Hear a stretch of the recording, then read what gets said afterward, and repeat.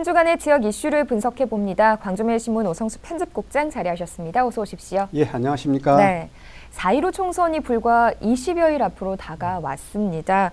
코로나19 때문에 예년보다는 좀 이 선거 분위기가 잠잠해지긴 했지만 그럼에도 불구하고 이번 선거가 좀 주목을 받는 이유 중 하나가 새내기 유권자들 때문이 아닌가 싶습니다. 어떤가요? 예, 맞습니다. 이제 코로나19가 아무리 기승을 부려도 선거가 다가오고 있지 않습니까? 네. 그런데 이번 선거에서는 많이 바뀌는 게 많습니다. 네. 그 중에 하나가 이 선거권이 만 18세에 처음으로 적용되는 것인데요. 만 네. 18세 2002년 4월 16일 이전에 태어난 대한민국 국민들에게 참정권이 주어지는 첫 선거입니다. 네. 관심 있는 분들은 아시겠지만 이렇게 만 18세 선거 어떻게 가능해진 건가요? 사실 대한민국 공직선거법이라는 게 있는데 그게 만 19세를 이제 선거 연령으로 하고 있었습니다. 네. 그래서 이 19세도 15년 전인 2005년에 네. 20세에서 이제 한 살 낮춰서 19세로 적용이 됐었는데 그런데 이제 젊은 층의 목소리가 투표에 반영되지 않는다. 네. 이런 여론도 많이 있었었고요. 또 만 18세부터 사실 결혼이 가능하거든요. 또 국방과 납세 의무도 주어지고 네. 그런데 유독 선거권만 없었습니다. 그래서 이게 이치에 맞지 않는다. 이런 네. 주장들이 나오게 돼서 이제 가만히 됐었고 네. 세계적인 추세를 보더라도 낮춰지고 있는 상황입니다. 우리가 네네. 결코 높지가 않거든요. 네. 이런 걸 감안을 해서 지난해 12월 공직선거법 개정안이 이제 의결되면서 만 18세부터 선거권이 도입이 된 겁니다. 네. 이렇게 되면 이제 유권자가 얼마나 더 늘어나게 되는 건가요? 예, 이제 뭐 관심 있는 분들은 찾아보셔서 아시겠지만 2020년 이제 4월 15일 그러니까 이제 다음 달이죠. 네. 다음 달로 하면 만 18세가 되는 대한민국 일종의 청년이면 청년이 만 18세가 약 53만 명 정도 됩니다. 네. 이 중에서 이제 광주, 전남 약 3만 7천 명 정도가 되는데요. 이 3만 7천 명 중에서는 일부는 좀 일찍 대학을 들어갔고 네. 또 일부는 고등학교만 나와서 취업해서 활동을 하신 분도 계시는데 네. 이제 관심은 상당수가 고등학교 제3학년에 재학 중입니다. 그중에 이제 광주가 제가 보니까 한 5,300명, 네. 전남 지역에 한 5,500명 정도 고등학교 3학년에 재학 중인 네. 학생이 만 18세에 지금 연령대가 있습니다. 네. 그럼 이제 말씀하신 것처럼 만 18세 중에 일찍 취업을 하거나 뭐 대학을 진학한 경우에는 주변 사람들로부터 뭐 선거 관련 정보를 들을 수도 있지만 만약에 정말 이 고3 수험생들은 어떻게 이제 좀 이런 후보자들의 공약 검증이나 이런 것들이 좀 서투르지 않을까 걱정이 되는데 어떤가요?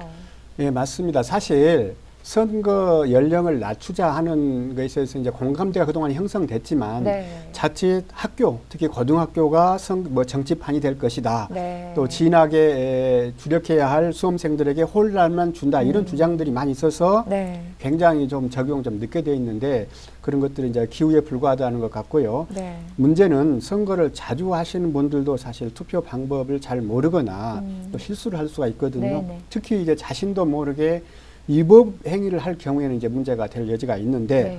그래서 이제 교육청, 교육계에서도 선거관리위원회와 함께 같이 이제 학교를 찾아서 투표 방법이랄지 어떻게 하면 선거법 위반 행위가 된다랄지 이런 것들을 교육을 할 계획이었습니다. 네. 고등학교 3학년 그 만 18세 된 학생들, 네네네. 유권자들 대상으로 해서. 네. 그런데 아시다시피 이제 코로나19로 개학이 늦어지면서 네. 이게 무산이 됐어요. 네. 그래서 개학 이후에 한다고 해도 지금 예정이 개학이 4월 6일로 이제 연기가 네, 됐지 않습니까?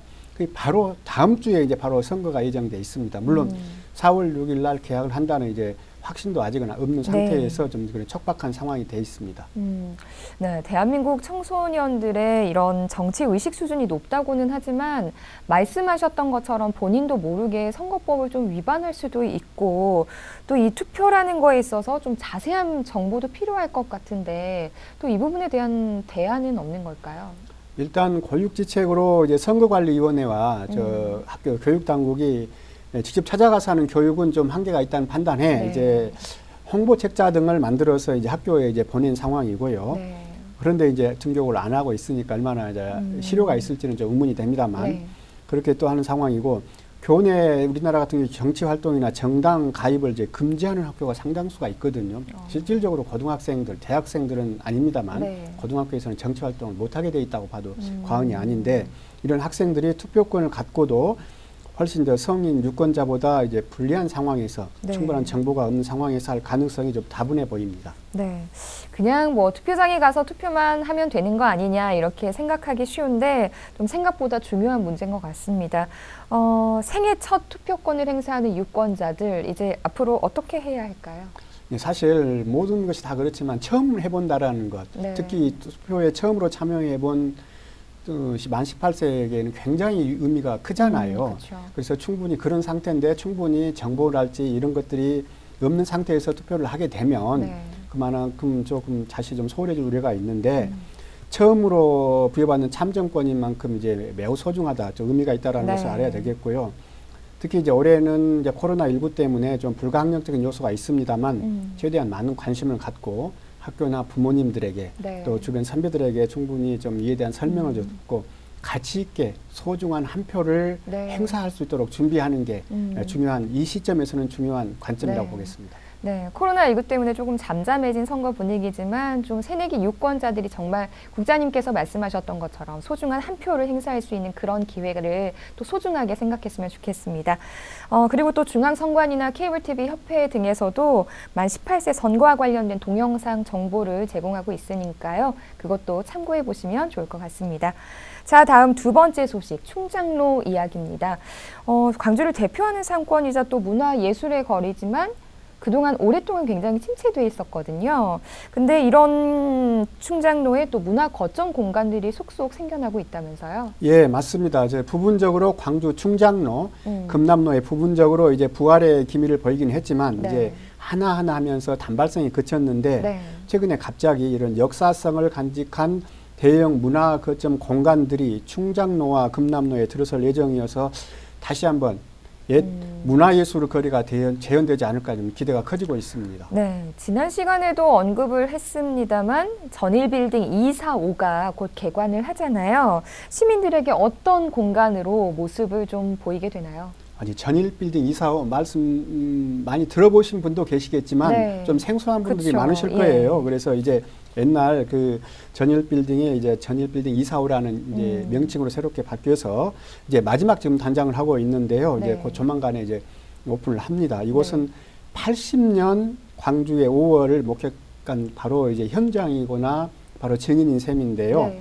헬기 사격의 흔적이 고스란히 담겨져 있고 또 당시의 영상, 기록물, 여러 전시물들이 보관돼 있어서 그때의 생생한 모습을 느낄 수 있도록 그렇게 공간을 만들었습니다. 네. 따라서 시민들은 물론이고 광주를 알고자 하는 사람들은 한 번 정도 가봐도 충분히 의미가 있는 그런 공간으로 자리매김할 것 같습니다. 네, 이런 뭐 전시 공간도 있지만 또 이외에도 다양한 공간들이 시민들에게 개방이 된다고요? 네, 이게 꽤 넓은 공간이거든요. 네. 층수도 많고 그래서 여기에는 뭐 청년들의 문화창작 공간도 마저 마련돼 있고요. 또 누구나 활용을 할 수 있는 뭐 회의실과 커뮤니티 공간 이게 또 제공이 됩니다. 네. 물론 일정한 뭐 절차를 거쳐야 되겠죠. 네. 또 여러 모임과 문화행사 등을 통해서 시민들과 좀 더 지역 재생 커뮤니티들이 스스로 뭔가를 할 수 있도록 공유할 수 있는 그런 공간으로 마련된다 그러니까 좀 활용할 수 있는 그런 지금 그 가치가 있을 것 같습니다. 네.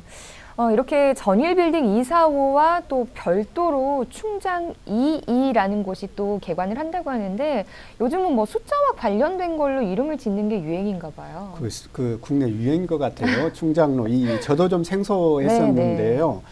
이 충장로 2 같은 경우에는 아주 오래전에는 이제 양조장이 있었습니다. 그래서 네. 이제 근래에는 그 이후에는 섬유랄지 의복, 도소매 업체들이 있었는데 그런데 이 충장로가가 알다시피 뭐 패션과 미용, 귀금속 이런 거리로 유명하잖아요. 네. 그런데 사실 잘 안 됐어요. 굉장히 뭐 좀 제대로 기대치만큼 못한 네. 상황에서 이제 건물이 이제 경매 물건으로 나오고 그러 있는 상황에서 광주 동구청이 이 건물을 도시재생 이제 거점 센터로 지정을 하고 네. 수년간에 걸쳐서 리모델링을 해서 이번에 드디어 개관을 합니다. 그 네. 명칭이 충장 2입니다. 네. 그러면 이제 이 충장 22 어떤 공간으로 사용이 되게 되나요? 일단은 동구청 계획안은 동구가 이미 운영하고 있는 푸른마을 공동체 센터가 있거든요. 네. 여기하고 미로센터랄지 도시재생 3대 거점 센터로 이제 사용될 예정이고요. 네. 여기서 이제 문화전당과 연계한 문화예술 작가 또 크리에이터들을 다양한 이제 창작 공간으로 활용을 할 계획입니다. 네. 그러면 이런 공간들이 문화와 관련된 이제 거점 공간들로 발전하기 위해서는 어떤 점들을 좀 유의해야 할까요? 사실 시설이 중요한 것은 아니잖아요. 네. 중요한 것은 이제 무엇을 담고 있냐, 무엇을 보여줄 수 있냐 이런 컨텐츠가 중요하거든요. 네. 그래서 대부분의 시설이 지금 우리가 언급했던 것들이 역사성은 충분히 있습니다. 네. 그래서 역사적 의미와 상징을 느낄 수 있도록 이제 공유하고 꾸준하게 이제 관리하는 것이 중요를 하고요. 네. 또 이 거리들이 대부분 문화와 예술 거리가 밀접합니다. 그래서 한 번 정도 많은 사람들이 찾거나 한두 번 찾다 보면 네. 본래의 취지에 맞게 운영될 수 있도록 그렇게 좀 컨텐츠랄지 시설 관계자들이 좀 더 관심을 갖고 해야 되고 무엇보다도 한 번 찾는 사람들이 다시 찾을 수 있도록 네. 이런 시설들이 의미가 있으려면 재방문율이 높아야 되거든요. 네. 그리고 또 구전이 되어야 되고 네. 이런 것들이 될 수 있도록 좀 세심한 관리가 필요합니다. 네.